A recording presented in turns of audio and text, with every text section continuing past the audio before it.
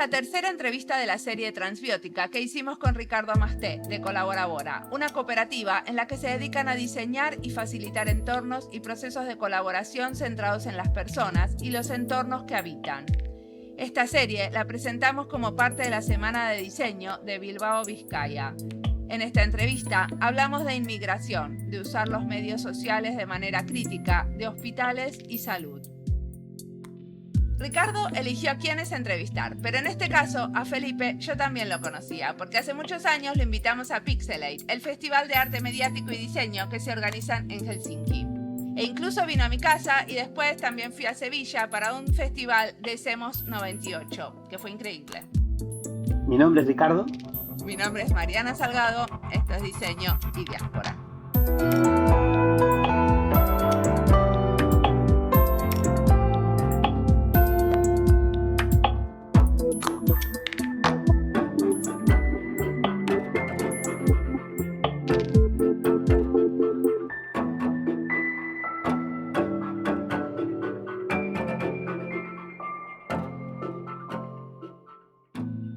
Pues según estamos en la segunda entrevista de la serie de Diseño y Diáspora, que va a tener que ver con esta idea de transbiótica. Os vuelvo a situar brevemente que transbiótica es una investigación que estamos haciendo entre PC Studio y Colaborabora y que tiene que ver con esta idea de los entornos y sistemas para vivir juntos, sobre cómo tratamos de poner la vida en el centro, cómo nos hacemos cargo un poco de la vulnerabilidad de los cuerpos y de lo vivo, ¿no?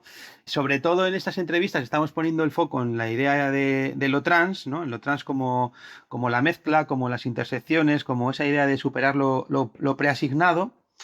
¿Y qué pasa cuando cruzamos como los componentes, las escalas, los tipos de agentes que participan en las iniciativas, ¿no? Y cuando cruzamos como miradas, ¿qué pasa cuando juntas lo experimental con el feminismo, con la ecología, con lo colaborativo, con el código abierto? De eso es un poco de lo que van esta serie de entrevistas, ¿no? Hoy aquí tenemos con nosotras, pues tenemos con nosotros a Felipe González Gil, que forma parte de CEMOS 98. ¿Y por qué le hemos invitado? Pues bueno, nosotras conocimos a CEMOS hace ya como muchísimo tiempo, ¿no? Casi demasiado, y hemos siempre compartido con ellas como intereses en los temas y también en las formas de hacer, ¿no? Yo creo que nos conocimos ya como más conocerse cuando hicieron el Festival de Educación Expandida y luego hemos estado pues juntas hablando de temas de microbios, hablando de Copylove. Siempre nos han atravesado como tanto en nuestras prácticas como yo que diría en nuestras vidas, como todos esos temas que tratan de esa idea, ¿no? De cómo vivimos, de cómo poder vivir de otra manera distinta a la que nos ha tocado vivir, ¿no? Y cómo lo hacemos juntas. ¿Por qué Felipe? Pues porque Felipe es una persona que siempre aborda las cosas como con humor, ¿no? Desde una mirada como memética. Y luego también me apetecía hablar con Felipe porque una vez le tiré un cono de obra y casi le lecciono. Y luego también una vez que estaba contando cómo nació su hija me desmayé, ¿no? Y entonces es alguien como que me he encontrado con él en pequeñas situaciones como curiosas que son como pequeños memes, ¿no? Y entonces, pues bueno, me gustaría pensar en esta entrevista como un meme más. Y nada, ya vamos a por ello. Entonces no te puedo preguntar cómo nació tu hija, ¿no? No, pero sí te puedo decir que cayó a plomo. O sea, que el golpe que dio en el suelo hizo que retumbara todo Bilbao y que, por supuesto, todos los que estábamos allí nos acojonamos porque pensamos que se había muerto. Pero no, Richie es una persona muy dura. Decime, ¿qué es CEMOS 98? CEMOS 98 es un pequeño equipo de trabajo que lleva trabajando muchos años ya juntos, más de 20. O sea que ya no somos tan jóvenes ni somos tan prometedores, sino más bien vamos teniendo achaques, dolores de cuello, colon irritable y todas estas cosas que se acumulan con los años. Empezó muy vinculado a temas de cultura audiovisual y cultura digital y con los años se ha ido desplazando hacia cuestiones más sociales y más políticas. Y en ese desplazamiento de poner una patita en lo cultural y otra patita en lo político o lo social, pues nos hemos encontrado, por un lado, con mucha incomprensión, en ocasiones por agentes institucionales o por quien financiaba nuestro trabajo, pero también con muchas situaciones muy bonitas de gente intentando tender puentes entre distintas disciplinas y hacer proyectos multidisciplinares o transdisciplinares o como queramos llamarlo. Y en esa seguimos intentándolo, seguimos intentando sobrevivir y seguir adelante. Che, Felipe, ¿y vos qué estudiaste?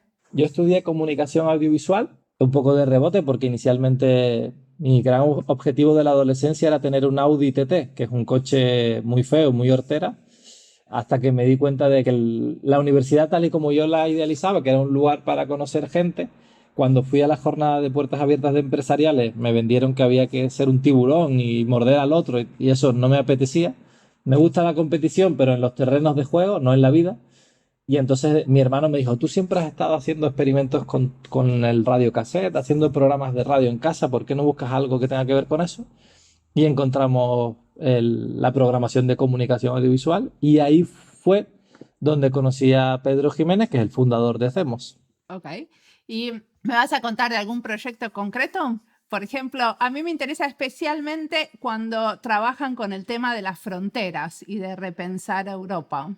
Sí, en los últimos 10 años ya hemos trabajado mucho con algunas entidades que trabajan en el marco europeo o paneuropeo, especialmente con la ECF, la European Cultural Foundation.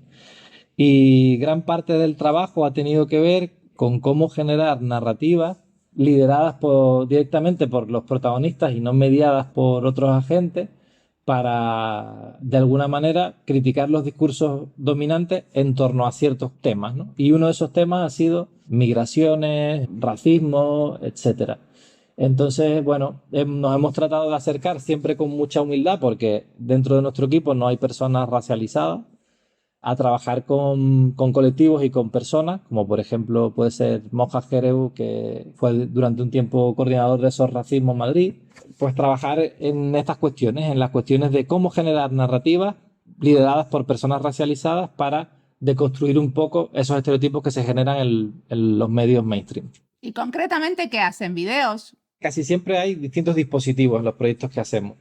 El audiovisual es uno de ellos, y no el audiovisual convencional, sino más bien vinculado a nuevas narrativas. Tratamos de estar pendientes de cómo se usa críticamente o políticamente, pues herramientas que son plataformas comerciales, pero por ejemplo ahora está sucediendo con TikTok, ¿no? Que de repente hay personas, Estados Unidos por ejemplo, que lo usan para defender Black Lives Matter o aquí en España también hay migrantes de segunda y tercera generación usándolo críticamente. Pero como parte de nuestro trabajo, otra de las herramientas que sí que es central es la idea de generar encuentros de gente donde se den dinámicas y metodologías que desborden un poco la lógica de expertos y que pongan en juego distintas experiencias, distintos tipos de conocimientos. Y dentro de ese proyecto, pues lo que hacíamos era invitar a perfiles académicos, perfiles activistas, perfiles más artísticos y con esa batidora de gente, pues tratar de producir nuevas narrativas en cualquier formato. Vídeo es uno, pero bueno, hay muchísimas otras disciplinas que nos pueden llegar a interesar si el objetivo es ese, el de construir o subvertir narrativas mainstream. ¿Y trabajaron también con autoridades del gobierno? Pregunto porque yo trabajo con inmigración desde un ministerio, entonces me interesa especialmente cómo también hicieron partícipe al gobierno, por eso pregunto.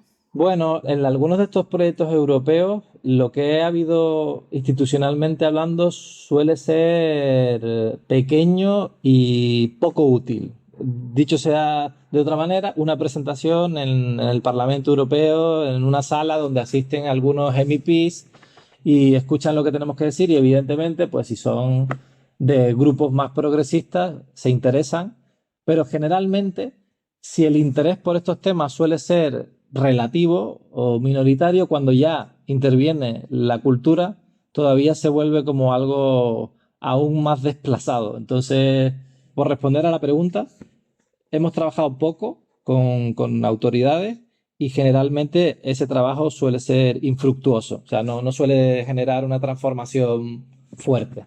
La idea de ustedes es como intervenir más en la ciudadanía, en cómo la ciudadanía ve, en este caso, la inmigración y las personas racializadas. Sí, yo creo que el trabajo de organizaciones como FEMOS es cambiar el sentido común. Si usáramos una metáfora bélica que no me gusta, pero que está ahora de moda, la idea de guerra cultural, ¿no? Y de cómo la ultraderecha o discursos más inclusivos tratan de ganar espacio en la configuración del sentido común. Nuestro trabajo tiene mucho más que ver con la ciudadanía y con tratar de poner sobre la mesa o infiltrar en el mainstream sensibilidades que suelen estar más desplazadas o más marginalizadas. Es cierto que algunos de los agentes con los que trabajamos sí tienen un trabajo directo de incidencia política y les interesa más lo que se llama en inglés el advocacy, que es pues contactar con policymakers y tratar de cambiar políticas públicas.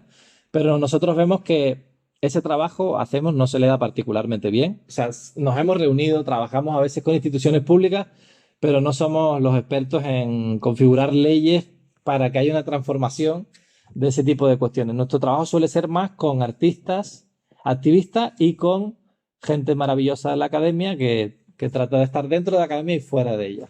En las fronteras, ¿no? Cuando estáis trabajando en las fronteras, ¿qué cosas habéis encontrado, ¿no? O sea, tanto en las fronteras, cuando habéis estado en los proyectos más de frontera física, digamos, ¿no? Pero también en estas fronteras como más de disciplinas y de agentes, ¿qué cosas dirías que habéis encontrado que pueden tener como valor, ¿no? A la hora de aplicarlas como en otros ámbitos. Pues mira, se me ocurren dos cosas. Una no es un proyecto nuestro, pero sí lo conocimos a través de un proyecto en el que participábamos. Nosotros hemos trabajado en los últimos años con distintas organizaciones en Polonia. Entonces, una de esas organizaciones tenía un proyecto como parte precisamente de Remapping Europe, que era trabajar haciendo formación en la frontera de Polonia con Ucrania. Entonces, parte de lo que relatan es una xenofobia construida por parte de la sociedad polaca con respecto especialmente a trabajadoras domésticas o a migrantes que entran a través de esa frontera. Y un trabajo que a mí me resultó sorprendente de esta asociación con la que colaborábamos es que hacían formación para la policía de frontera. Habitualmente, si pensamos en la policía, es lógico, y especialmente en España, pensar que es un instrumento de opresión que utiliza el Estado pues para someter a las personas que tratan de entrar en Europa. Y lo podemos ver, y hay casos recientes terribles, cuando, por ejemplo, la policía en el Estrecho disparó con bolas de goma y probablemente asesinaron a varias personas que estaban tratando de entrar en nuestro país hace un par de años. Pero esta idea de trabajar con parte de la herramienta opresora para que el primer filtro sea más amable, más inclusivo, no soluciona el problema en su totalidad, pero sí me pareció una forma radical de abordarlo. Es decir, que al final las primeras personas que reciben a un migrante tengan unas nociones mínimas de la cultura que traen esas personas y de las sensibilidades. No creo que solucione el problema estructuralmente hablando, pero sí me pareció como una forma desconocida totalmente para mí. Y la otra cosa, creo que no tiene tanto que ver con las fronteras y las migraciones, sino con las disciplinas, y es que durante estos últimos años nos hemos dado cuenta que parte del trabajo de CEMOS es un trabajo de traducción, no de traducción idiomática, o sí, sino de códigos y lenguajes de esas disciplinas que se ponen en juego. Ahora, por ejemplo, estamos trabajando como parte de un proyecto que se llama Concomitentes, que es básicamente la idea de reformular la noción tradicional de mecenazgo y que ese mecenazgo no sea económico, sino sea social.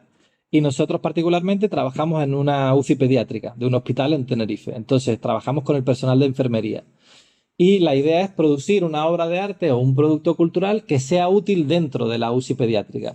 Pues parte del trabajo que estamos haciendo tiene que ver con traducir el lenguaje y los códigos y cómo se procede en ambos universos. UCI, ¿qué es? La unidad de pediatría. Es unidad de cuidados intensivos, que es el lugar cuando llegan, que si tienen un problema grave que necesita ser solucionado porque si no su vida corre peligro, ¿no?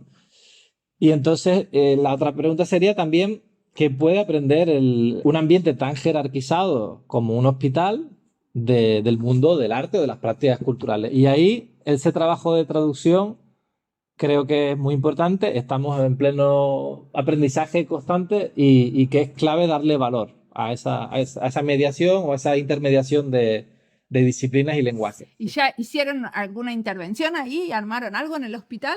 No, la idea, bueno, ahora mismo estamos como a mitad de camino. La parte inicial ha sido el personal de enfermería tenía mucho interés en trabajar el tema de cuidados emocionales, porque no hay un psicólogo o una psicóloga asignado a esta unidad y se dan cuenta de que la propia experiencia del personal de enfermería pues hace que ellos sí que hagan un cuidado psicológico de familias y de niños y niñas, pero lo que querían era algo más. Su intuición inicial era un cuento que tratase de ayudarles a entender la experiencia por la que pasan y el trauma de ser hospitalizado y ser intubado y de que te pinchen y no poder moverte de una cama.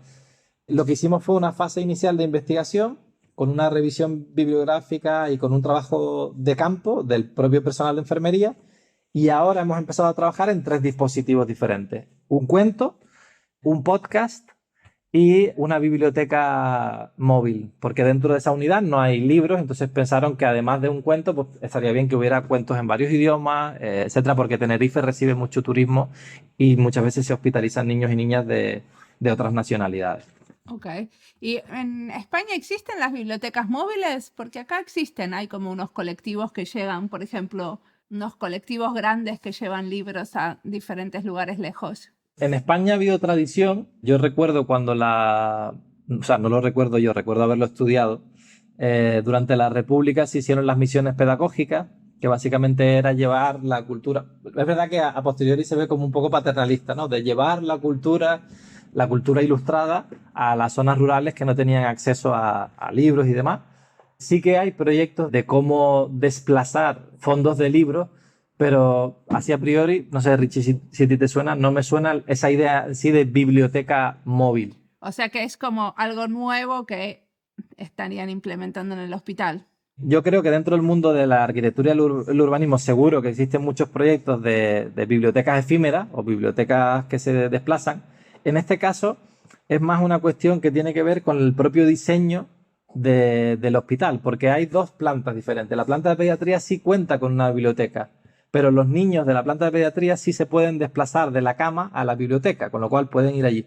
Pero los niños y niñas que entran en la UCI, como tienen que estar monitorizados, no pueden moverse de la cama. Entonces esta falta de movilidad es lo que hace que pensemos que, bueno, un pequeño mueble que pueda desplazar de un box a otro y de darles a elegir varios libros, pues sea lo que facilite ese acceso. Pero me imagino que sí, que en arquitectura, la gente de arquitectura está muy tarada, entonces seguro que han pensado en esto ya muchas veces. Y esto para mí se comunica mucho con ese proyecto que ustedes estuvieron trabajando mucho de Copylab, ¿no? Es porque tiene que ver con el cuidado al otro. Sí, al final yo creo que la crisis de 2008, que honestamente nosotros no la supimos leer de inmediato, y no fue hasta 2011 que nos encontramos con una deuda muy grande, deuda económica, que hizo que estuviéramos a punto de desaparecer. Y en paralelo a esa situación de absoluta fragilidad financiera y de miedo y de ansiedad, se unió que empezamos a leer un poco, a investigar, sobre todo nuestra compañera Sofía Coca, pero también al final fue una cosa que atravesó a toda la organización, sobre economía feminista, temas de políticas de cuidado. Entonces, lo que inicialmente empezó como algo hacia afuera, como un proyecto para investigar con otras y aprender, también terminó de transformarnos como organización. Entonces se ha mantenido como una línea de investigación. De hecho, hace poco sacamos un documento que hemos llamado Open Paper, simplemente porque es como un ensayo, pero chiquito, que tiene 10-15 páginas sobre pedagogía de los cuidados, que es un concepto que nace después de Copylove, pero que en el fondo comparte la misma filosofía, y es cómo poder implementar los cuidados en un contexto donde la vida normalmente lo que se pone en el centro es el capital, y alrededor de esa noción de capital pues pasan muchas cosas: sistemas jerárquicos, no participativos o no democráticos, competición, etcétera, frente a otro donde si el cuidado es lo que aporta el valor, pues hay otros valores como solidaridad, sistemas descentralizados o más democráticos y una mayor participación. Evidentemente, y esto también tengo que decirlo, más que poner la vida en el centro, estamos tratando en los últimos años de poner la supervivencia en el centro, porque ya es como cómo sobrevivir juntas, porque ya hemos llegado a un punto en el que, por culpa también de la pandemia, hay veces que vamos muy sobrepasadas de energía, de esfuerzo, de tiempo y lo que he dicho antes de los dolores, son dolores reales, evidentemente. El colon irritable y el dolor cervical ya son parte de nuestra identidad. Entonces, bueno, con mucha humildad, porque sabemos que hay gente que esto lo ha trabajado mucho, sí que hemos tratado de infiltrar en los proyectos más culturales la idea de los cuidados. ¿Y cómo es que esto de los cuidados o de la economía feminista dijiste que revolucionó la organización de ustedes? ¿Me puedes dar como algunos ejemplos concretos? Por un lado, nos dimos cuenta de muchas inercias machistas que habían en la organización, ¿no? No solo con respecto a representación pública, que sigue siendo así. Si os fijáis en CEMO, la representación mayoritaria, desgraciadamente, sigue siendo de hombres. Pero también con respecto a cómo se resolvían determinadas cuestiones, por ejemplo, en relación a la conciliación, en lo que se conoce como, o sea, en España, work-life balance, ese balance entre vida y trabajo se conoce como conciliación. Y hemos implementado muchas prácticas muy generosas con respecto a cómo conciliar. O sea, en el equipo ha habido madres, por ejemplo, Miriam, que ha trabajado durante 6 años con nosotros y que ha sido madre de 2 niños, y ha habido muchísimas concesiones para poder facilitar pues las salidas de las guarderías, los problemas médicos, etcétera. Entonces creo que al final cuidarnos, o sea, que sea un entorno donde no sea simplemente un discurso hacia afuera, sino que se implemente en prácticas reales que permitan, yo qué sé, el cuidado también emocional. Cuando alguien está mal, es algo que se le dedica tiempo y espacio para poder atender a lo que sea que nos esté atormentando. Y este año, por ejemplo, es algo que ha pasado mucho. Hemos utilizado mucho los espacios de colectivos como espacios de desahogo sobre lo que nos estaba pasando. Claro, eso se enfrenta evidentemente a la lógica más productiva y obviamente a veces nos da problemas porque si dedicas de 2 horas de reunión, 1 hora a hablar de cómo estamos, por un lado está muy bien porque es necesario hacer eso en las organizaciones, pero por otro lado solo nos queda 1 hora para resolver 137 puntos que hay que resolver. Sí, pero ¿les parece que si hablan de cómo están, también son más eficientes en lo otro? Más que, no sé si afecta a la eficiencia, da energía, ¿no? Si ya de por sí nuestro trabajo es precario y me refiero a que cobramos poco dinero, siempre hay mucha inseguridad financiera porque cada año tenemos que ver si llegamos a final de año sin pérdida. Estamos todo el rato teniendo que levantar trabajos nuevos. Pues toda esa situación que al final es muy estresante y genera mucha ansiedad, cuando ves que está acompañada de un entorno de trabajo que te cuida, que te escucha, que te apoya cuando no te encuentras bien, pues es muy reconfortante y a mí al menos me da energías para seguir. Si fuese un entorno de trabajo tóxico o donde no hubiese posibilidad de ponerle lugar a estas cuestiones, creo que lo dejaría. O sea, creo que diría, bueno, a la mierda.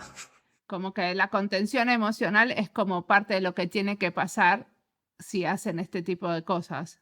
Sí, porque al final las condiciones materiales son muy importantes. No evidentemente no son lo único, pero si nosotros tuviésemos una situación económica más solvente, por ejemplo, a mí cambiarme como me pasó la última vez, ¿no? Que tenemos 2 niñas pequeñas, tuvimos que cambiarnos de piso, los precios habían crecido muchísimo, no encontrábamos nada que pudiésemos pagar y permitirnos. Y esa situación me generó muchísima ansiedad. Y de hecho, todos mis problemas de reflujo gástrico y de colon irritable claramente parten de situaciones como esa. Entonces, al final, bueno, cuando hablamos de salud pública o del estado emocional, se piensa que es una cosa desconectada de las condiciones materiales y para nada. Está completamente conectada con si puedes pagar tu... No sé, que en España somos el país de Europa que más ingresos de familias dedica a pagar vivienda. Entonces, si yo al final no tengo dinero para nada más que para trabajar, pues al final es una situación asfixiante.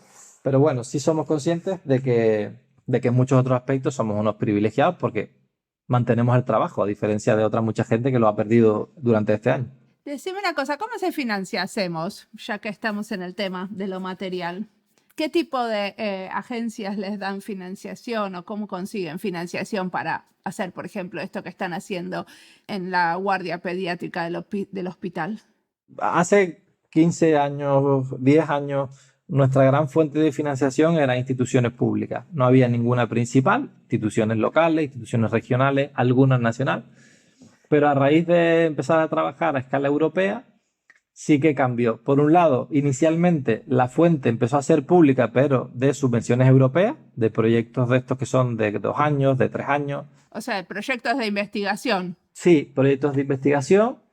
Y luego hemos accedido, gracias a ese trabajo de escala europea, a trabajar con fundaciones, con filantropía privada, en muchos casos sin ánimo de lucro. Entonces, por ejemplo, el proyecto de Concomitente o Planea, que es una red de arte y escuela, está financiado por la Fundación Caraso, que es una fundación franco-española que tiene una delegación en España. La ICF, pues también es una fundación privada y bueno, esto ha hecho que haya habido un vuelco y ahora mismo pues será el 70% de nuestros ingresos dependen de este tipo de entidades, que a veces piden ayudas europeas también, o sea, que a veces financian parte de lo que hacemos con una ayuda pública, pero bueno, en general dependemos ahora mismo más de este tipo de entidades que no. Y la gran paradoja en nuestro caso, que eso, cuando teníamos el festival sucedió durante 17 años, era nuestro proyecto emblema, sucedía en Sevilla, también era una forma de mostrar otro tipo de Sevilla, no solo la tradicional, pero desde la desaparición del festival, que hace ahora 6, 7 años, el trabajo local se ha ido reduciendo y ahora mismo es menos del 5%. El festival era un festival anual que así hacemos. ¿Y por qué lo dejaron de hacer? Bueno, el festival hubieron 2 motivos principales. El primero es que en un plazo de 5 años, entre 2009 y 2014, sufrió una detracción del 80% del presupuesto. Pasamos de tener 220.000 euros a 30.000, 40.000.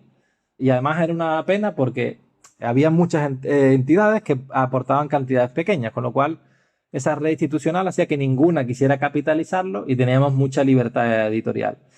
Pero el segundo motivo no tiene que ver con lo económico, sino con la propia estrategia nuestra de tratar de tener una herramienta de intervención en la ciudad que fuese constante, porque al final el festival es una fiesta y como fiesta sucede en un momento dado, no puedes mantener la fiesta durante todo el año. Entonces queríamos tratar de trabajar más en la idea de una programación o un espacio, pero es lo que os he dicho, en todos estos años no hemos conseguido que la ciudad, que las entidades y las instituciones públicas nos hayan apoyado y ahora mismo ya no sé siquiera si lo seguimos esperando. O sea, era una cuestión de financiamiento. Bueno, o no, porque también, por ejemplo, hay espacios vacíos en la ciudad. Nosotros hubiésemos perfectamente transformado lo que era el festival, que era una herramienta para invitar a gente y de investigación, no solamente una fiesta, lo podríamos haber adaptado a un espacio cultural que de repente tiene una programación durante, yo qué sé, 6 meses, 9 meses al año, incluso sin dinero. O sea, que si nos hubiesen dicho, mira, aquí tienes un espacio, yo te pongo la seguridad, la limpieza y tú pones todo lo demás. Seguramente habríamos conseguido recursos para armar una programación, pero no sucedió y bueno. Alguna vez tuve la suerte de ir a ese festival. Ese festival era maravilloso. Claro, yo ahí me siento muy reconocida con todas las cosas que cuentas en cuanto a nuestro cierto límite o incapacidad de poner en valor las cosas que creemos que son valiosas de lo que hacemos, ¿no? Y que además en los discursos, vamos a decir, en lo que está escrito, ¿no? En los discursos que se van generando de hacia dónde tienen que ir las cosas, aparecen esas cuestiones, ¿no? O sea que el ser creativas, el ser curiosas, el tener una mirada como crítica, el abrir, colaborar, compartir, todo eso es hacia donde supuestamente, yo qué sé, las propias políticas europeas, en las que además vosotras sí estáis como más cerca de ese tipo de proyectos, es de lo que hablan, ¿no? Lo que van poniendo ahí, pero luego no conseguimos que eso como que cale, ¿no? O conseguimos estar ahí siempre como el decimal, ¿no? Siempre somos el número decimal que complementa o hace que eso, pero ¿por qué crees que nos pasa eso? O sea, ¿qué es lo que no estamos sabiendo quizás situar? Antes decía, somos malas como acercándonos a la parte de policy makers, ¿no? ¿Dónde tenemos la tara? ¿O qué es lo que no estamos sabiendo mostrar de nuestro valor? Es una buena pregunta. Es una pregunta recurrente en nuestros entornos. Y ahora ya lo vivo con menos inseguridad que antes. Yo creo que la tara no es la nuestra, la tara es la del supremacismo de la economía capitalista, que dicho así suena como muy rimbombante, pero realmente es que cuando se habla de cultura, en muchos contextos institucionales, todavía se sigue usando la idea de cultura vinculada a turismo y de cuánto dinero va a generar la llegada de turistas para una noción de cultura que es mucho más patrimonial, por ejemplo, es decir, de visita de la Giralda, que es maravillosa, y de la Plaza de España, que es maravillosa aquí en Sevilla, pero creo que el problema es que no se le da valor, y valor que no necesariamente tiene por qué ser, o puede ser de otras formas de economía, a cuestiones que no se traducen en monedas, sino cuyo valor es muy alto en lo social, pero que entonces una de las cosas que más nos ha pasado en los últimos tiempos es que yo creo que a veces incluso trabajando con fundaciones que entienden el trabajo que hacen, no paran de repetirte, no, es que tienes que tener un modelo de negocio. Pues es un tema muy delicado, porque al final si tú quieres tener una función social, comercializar cosas que nosotros vemos como ideales sociales o políticos, es muy incómodo. O sea, este discurso del aprendizaje. ¿Por qué? Porque a veces lo que hacemos es a fondo perdido. O sea, que realmente si una fundación apoya algo o una institución pública tiene que entender que lo hace, en este caso, no por una cuestión de rédito económico, sino de rédito social. Y creo que esa idea de rédito social sigue estando muy empequeñecida frente a los grandes números de cómo se gestionan las políticas de ciudad. Así que creo que ese es la tara, realmente está ahí, que ha habido demasiados economistas y el modelo productivo, porque al final si piensas en España, ¿cómo se produce, por ejemplo, la precariedad laboral que hay en el sector servicios en España?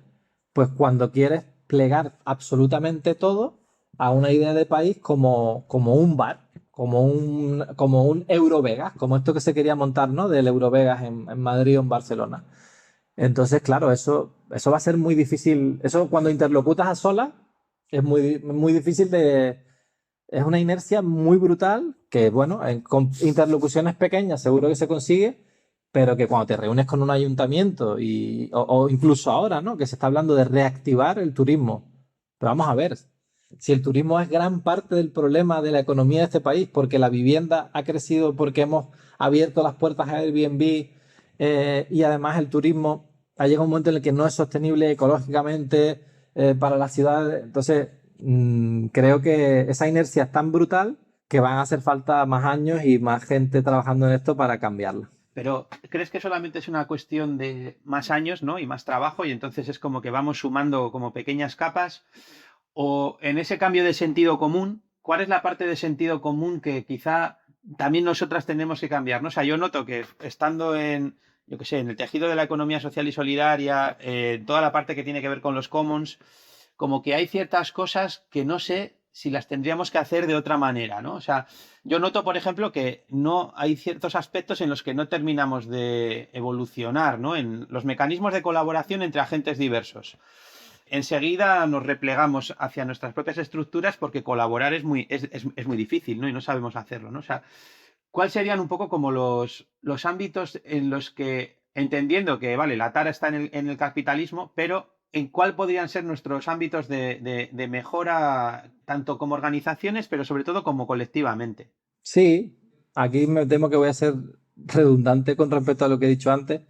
Supongo que por decirlo de una manera genérica, que atraviesa muchos tipos de temas, sería trabajar en nuestros propios privilegios. O sea, al final yo he visto en muchos entornos teóricamente de izquierda, teóricamente progresistas y teóricamente horizontales, descentralizados, en espacios que están diseñados para fomentar la colaboración, muchísimas, y voy a poner un ejemplo concreto, inercias, por ejemplo, machistas, de cómo se domina la palabra en una asamblea o de cómo se invisibiliza o se desarticula lo que acaba de decir una mujer. Entonces, este sería solo un ejemplo de algo que pienso que sí se puede trabajar desde ese otro lado, y es qué privilegios ostentamos que necesitan ser deconstruidos y trabajados para que cuando vayas a sentarte a colaborar con otra persona no reproduzcas algunos de los problemas que supuestamente estás tratando de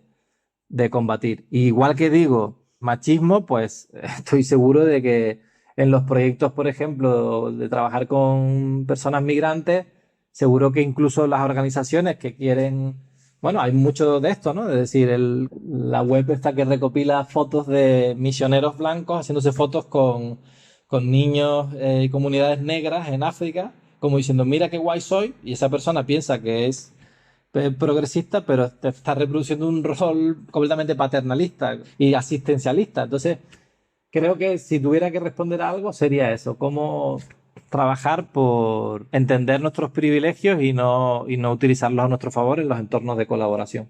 Pero vos pensás que eso solito nos va a llevar hacia donde queremos, o sea, a esto de un cambio y que haya como mostrar más valor en este tipo de cosas sociales? No.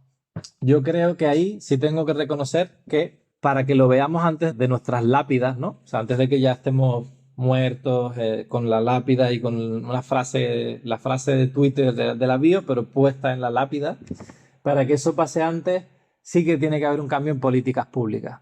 Por ejemplo, es decir, que si de repente se consigue la renta básica universal, pues a lo mejor no va a ser la solución a todos los problemas estructurales, pero sí que se va a conseguir a lo mejor erradicar la pobreza extrema. O si se reduce la jornada laboral de 5 a 4 días, o se hacen unas políticas de conciliación para que las familias puedan estar juntas a partir de las 3 o las 4 de la tarde. Ese tipo de cuestiones sí que veo que solo pasan por lo sistémico estructural y tienen que ver con modificar leyes. Y por eso pienso que al menos CEMOS no lo va a conseguir. O sea, CEMOS va a poder ayudar a crear un caldo de cultivo, un ambiente en el que se entienda que eso es sentido común y por tanto hay que legislarlo. Pero para legislarlo tiene que venir otras personas que saben de eso.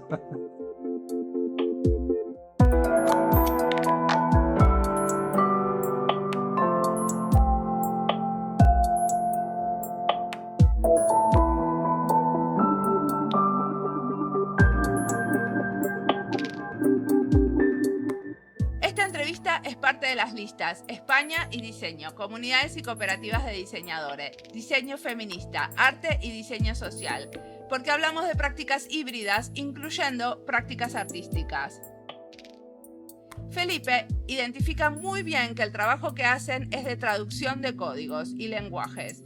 Yo siento que en mi trabajo hago eso, soy traductora, traduzco el lenguaje del diseño, cuento para qué sirve, pero también muchas veces es una traducción cultural, es tratar de llegar a acuerdos sobre cómo queremos trabajar y como diseñadora tengo unas maneras diferentes a mis colegas, muchas veces.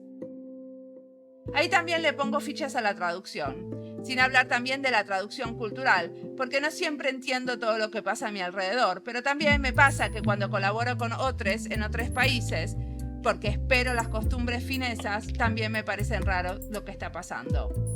Cuando acordamos algo, se cumple, no hay tutía. ¿Cómo es esto de la traducción para vos, Richie? Sí, para nosotros también es un tema como complejo, ¿no? Porque muchas veces se nos acusa de que no se entiende lo que decimos, de que todo es demasiado complicado, que jugamos mucho con el lenguaje. Yo creo como que estamos todo el rato buscando algo que sea como fácil, sencillo, y para nosotras es un poco más como poner como las condiciones para que haya múltiples interpretaciones, como para tomarte el tiempo, hacer el esfuerzo por quererse entender, ¿no? Y entenderse, pero a la vez como problematizarse en ese entenderse, ¿no? Y la verdad es que eso, claro, es algo como que es complicado, que lleva tiempo, y como vivimos en una sociedad en la que parece que todo tiene que ser como instantáneo, inmediato, que lo tienes que decir todo en una frase, pues a nosotras nos cuesta eso, nos rebelamos un poco contra eso. Es, no sé, algo difícil, ¿no? También nos parece como que hay que inventarse nuevas palabras, nuevos lenguajes, ¿no? Hay un proyecto que nos gusta mucho que es el Transicionario, que tiene, por ejemplo, yo que sé, una palabra que es la ecosinuestra, ¿no? O sea, cómo pasar de la economía a la ecosinuestra, ¿no? O sea, dejar el no para pasar al sí y dejar de que no es tuya, ¿no? La economía a la que sí es, ¿no? Que es nuestra. Joder, pues me parece una palabra fenomenal, ¿no? O también muchas veces, yo que tengo muchas faltas de ortografía, hay veces que de los errores aparecen como conceptos, ¿no? Me acuerdo, por ejemplo, atravesarse, pues en vez de con V, con B, ¿no? Y que ya no es tanto como algo como que te hace un agujero ahí y te mata, sino que te atraviesa pero con un besito, ¿no? Pues creo que todo ese tipo de cosas, ¿no? Complejizar el lenguaje, darle un poco de poética es necesario, ¿no? Y a veces todo eso hace que las traducciones sean difíciles, ¿no? Incluso hay cosas que son inintraducibles y está bien que así sea, ¿no?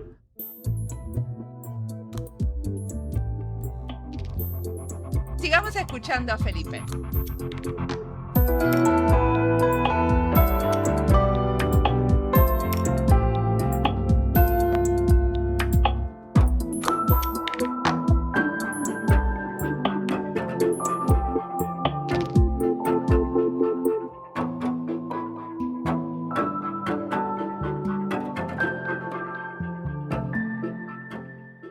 Y decime una cosa, ¿qué te imaginas cómo va a evolucionar Semos en el futuro? ¿O cómo te gustaría a vos?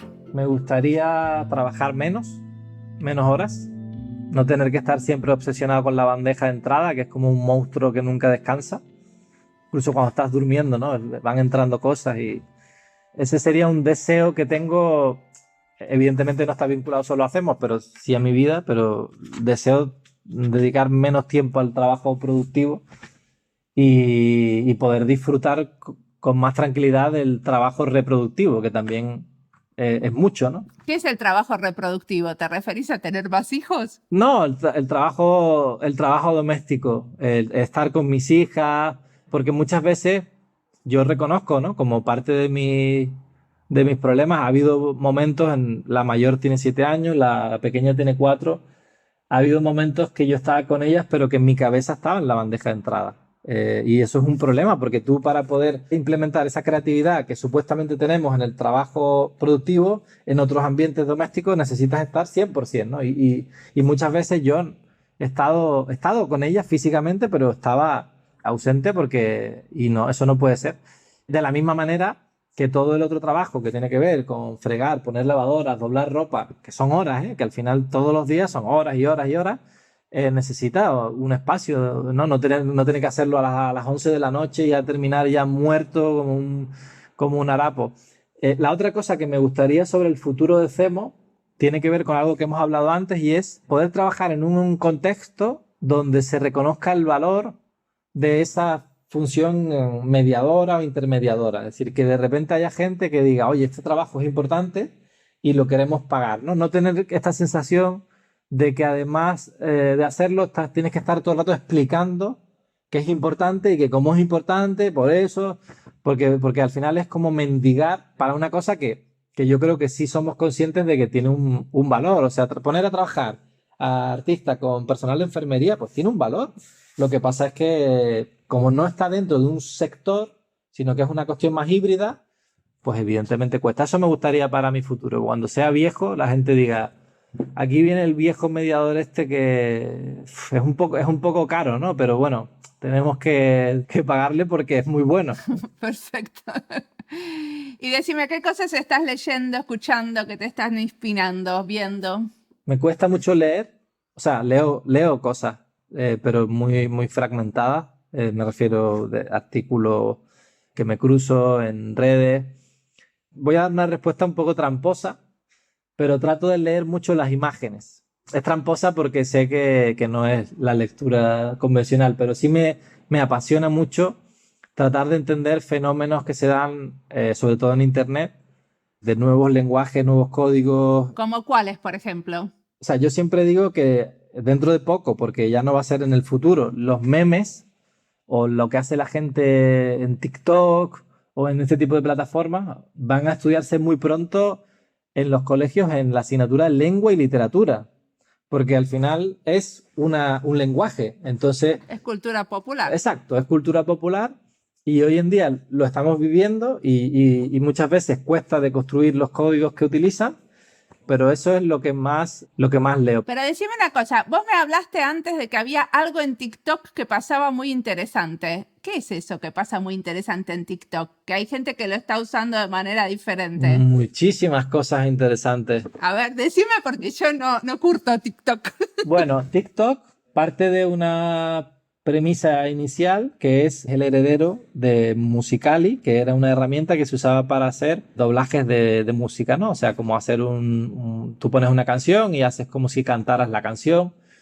Pero con esa herramienta que te permite usar el sonido que ha grabado otra persona, pues se ha convertido en una magnífica herramienta para generar memética o virales, ¿no? Entonces, si uno sube un chiste y a otra persona le gusta, esa otra persona puede utilizar ese sonido y replicarlo. Pero claro, ha habido un momento en el que ya los usos de la plataforma se han desbordado y ya no son solamente música, ya no son solamente gente joven haciendo coreografía o cantando, sino que hay todo tipo de usos. Y en concreto en España lo están usando muchas personas migrantes para, a través del humor, pues deconstruir mantras racistas. Gente muy joven, además. Gente de entre 15 y 25 años. Entonces, bueno, al final es como todo, es decir, es como cuando antes se decía, ¿no? El miedo este que había, Internet va a acabar con la industria editorial. Bueno, TikTok tiene muchos tipos de uso. El uso mainstream, evidentemente, es más superficial, más de entretenimiento, pero hay usos políticos muy, muy interesantes. Y vos estás recopilando esas cosas porque si yo entiendo bien, las cosas en TikTok desaparecen, ¿no? Es como un poco como Snapchat que se van después de un tiempo. No desaparecen. Todo vídeo que se publica, que puede ser entre 15 y un minuto, entre 15 segundos y un minuto, permanece en la cuenta de la persona que lo ha subido. Pero además, otra de las cosas que ha cambiado un poco el ecosistema es que, así como otras plataformas, como Instagram, por ejemplo, o como Vine en su momento, no permitían la descarga, TikTok sí la facilita. De manera que tú puedes descargar ese vídeo y compartirlo en otra red. Ponen una marca de agua muy, muy hortera, pero se guardan y bueno, gran parte, o sea, hay muchísimo, es muy interesante de ver, hay muchísimos contenidos que se generan en TikTok que acaban en WhatsApp, Twitter, Instagram, etcétera, etcétera. ¿Y de los memes? ¿Qué es lo que está pasando en este momento interesante con los memes? Bueno, los memes son, volviendo a esa metáfora bélica que no me gusta, pero que funciona para simplificarlo, son para mí el gran campo de batalla de los últimos años políticamente hablando. Es decir, que hubo un momento, yo creo que aquí en España se puede decir que ese momento fue el 15M, es decir, 2011, donde muchos sectores de izquierdas y progresistas tuvieron una especie de sensación de superioridad moral tecnológica con respecto a la derecha. Fue como, bueno, nosotros controlamos las redes, nosotros sabemos cómo descentralizar, cómo democratizar. Y lo que pasó 5 años después es que Trump ganó las elecciones y que Trump ganó las elecciones gracias a que hubo un movimiento en Internet muy fuerte de ultraderecha que utilizaba los códigos, aquellos códigos y aquellos lenguajes de los que la izquierda 5 años antes estaba como muy orgullosa. Entonces, ahora estamos en una situación yo creo que diferente y creo que lo que hay es una lucha constante por capturar ese sentido común y muchísima gente produciendo memes, pero ya no memes como los del principio, los clásicos, que eran una imagen, texto arriba y texto abajo, sino estamos entrando en una era barroca. Es decir, en Instagram hay cuentas de memes que son de verdad pequeñas obras de arte generando todo el rato discursos sobre muchísimos temas, sobre el tema de las personas trans, temas de feminismo, temas de racismo, cualquier tema que sea candente social o políticamente hablando, generalmente tiene un reflejo en cientos y miles de memes de derecha y de izquierda. A mí me gustaría que hables un poco sobre todo porque no lo conozco, del proyecto este de Creatures, ¿no? Toda esta idea como de los monstruos, de las criaturas como híbridas que pueden generar como... Quizá va a haber como cambios políticos que puedan llegar a través de la renta básica, pero quizá pueda haber otros cambios que lleguen no desde esas lógicas que tenemos construidas, que son muy difíciles, sino como de otros cambios como más extraños, ¿no? Yo lo que he visto de Creature siempre me ha parecido que podía tener que ver con eso y me recordaba, por ejemplo, cuando en Copylove teníamos a la Godzilla Cuidadana, ¿no? Que era una especie de monstruo que tenía que construir quizá no otro sentido común, sino otra cosa, ¿no? Porque el sentido común al final es demasiado sentido común y además está claro que no sabemos construirlo bien y en cambio hay otra cosa monstruosa como podría ser la Godzilla ciudadana o como pueden ser esas criaturas extrañas que quizá puedan abrir como otras posibilidades, ¿no? Entonces, ¿puedes contar un poco ese proyecto? ¿Qué criaturas hay ahí? ¿Qué habitan ahí? ¿Cómo se construyen las criaturas? Vale, Creatures es un proyecto impulsado por la Universidad de Aalto y que nosotros entramos a través de una buena amiga de este podcast que es Andrea Botero.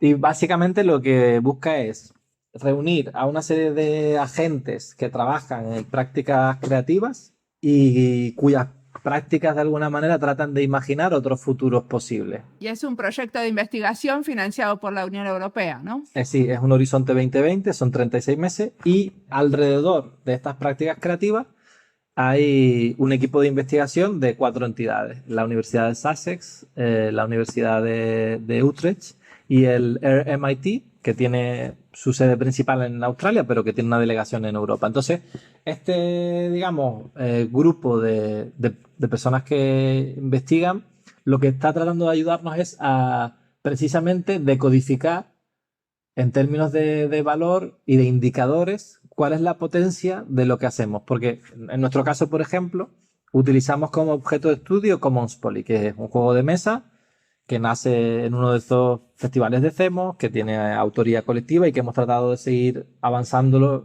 en una versión. Y claro, cuando pensamos en términos macro, el impacto que puede tener un juego de mesa, si lo juegan 8 personas o 100 personas, pues siempre es bajo comparado a políticas públicas.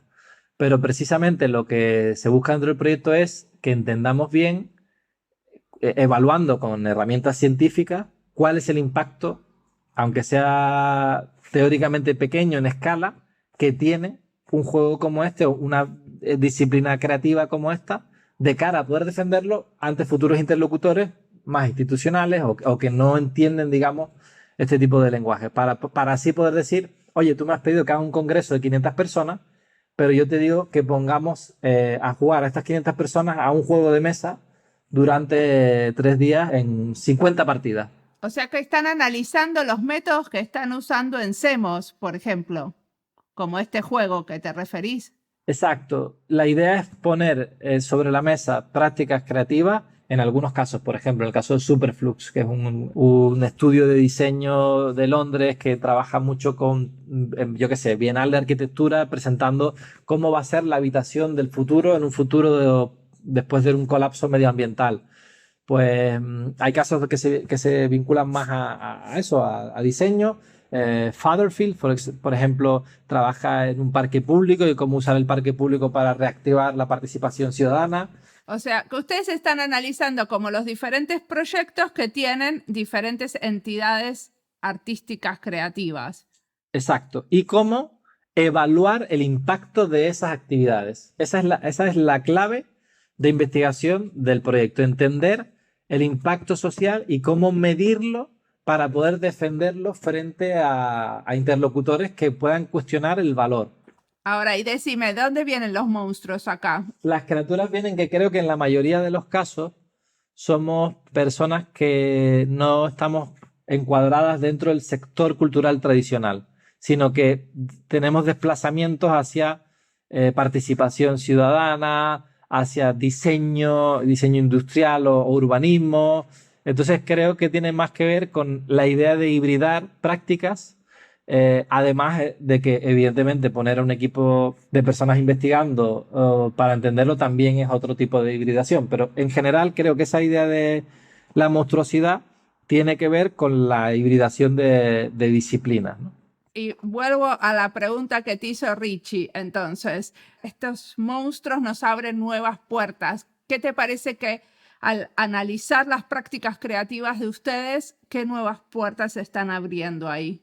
Una cosa que hemos notado, porque hay veces que uno puede decir, bueno, en el contexto actual que se habla mucho de la polarización, ¿no? Y de cómo pues, la sociedad está polarizada. Creo que ha habido veces donde he sentido que nuestro trabajo no era tanto iluminar a alguien que no creía en, por ejemplo, en la cooperación, sino hacer un refuerzo positivo en quien cree en la cooperación pero tiene dudas.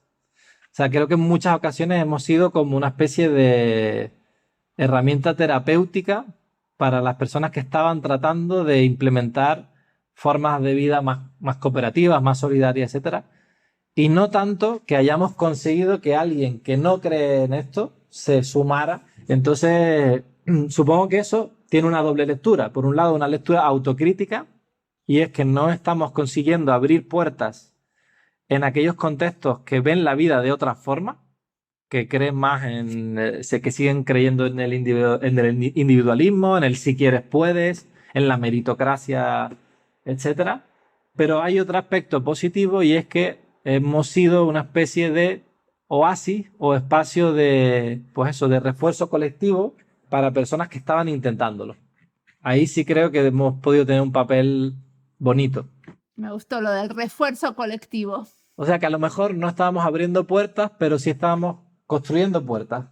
Venga, aquí tienes esta puerta, llévatela, y ahora si puedes abrirla en otro lado, pues muy bien. Sí, o quizá hacer que los que ya están dentro de la puerta estén un poco más confortablemente dentro, ¿no? Que quizá yo creo que ese es uno de los retos que tenemos, de los que hemos hablado mucho antes de la entrevista y también durante la entrevista, ¿no? De ya que el camino es muy pedregoso, ¿no? Pues ver cómo hacerlo más cómodo entre todas, ¿no? Y cómo irnos acompañando en ese camino, cómo ir reforzándonos, ¿no? Creo que eso sí que es importante, ¿no? Eso es lo que era el festival, ¿eh? O sea, el festival al final era un lugar donde la noción de hospitalidad era muy importante. Es decir, para nosotros nunca quisimos hacer una cosa muy grande que albergase mucha gente. Había actividades que eran para público, para gran público, pero las actividades más de pensamiento, reflexión, talleres, nunca fueron más de 40 personas, porque veíamos que era el número máximo en el que se producen interacciones y intimidad y digamos una serie de energía. Y creo que al final era un espacio de reconocimiento mutuo, de alivio, bueno, también de presentar a gente, que al final es algo muy bonito que hemos hecho mucho durante estos años, que es cuando presentas a dos personas que no se conocen y después, años después, ves que son amigas o que hacen proyectos juntas. Eso es muy bonito. O sea, eso para mí es de las cosas más satisfactorias que hay. Sí, yo hago esto con el podcast. Bueno, muchísimas gracias por la entrevista.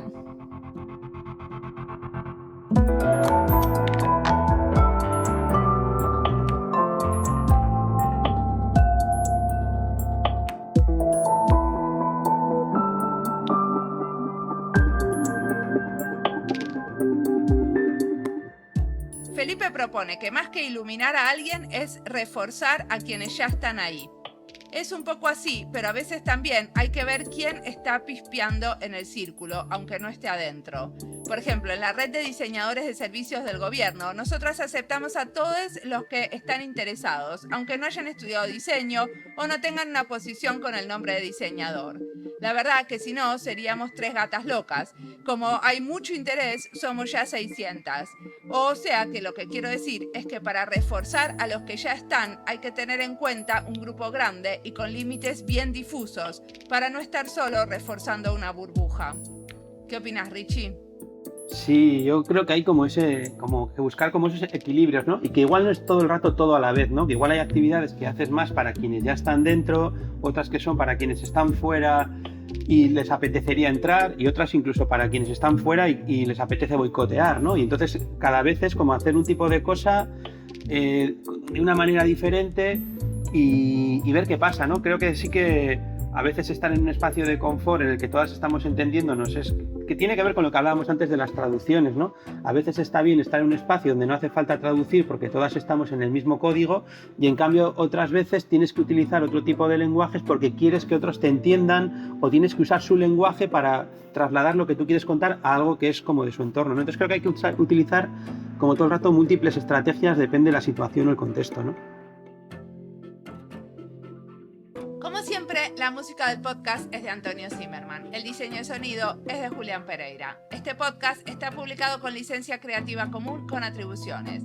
Esto fue Diseño y Diáspora. Pueden seguirnos en nuestras redes sociales, en YouTube, Instagram y Twitter, o visitar nuestra página web, diseñoydiaspora.org. No olviden recomendarnos. Nos escuchamos en la próxima.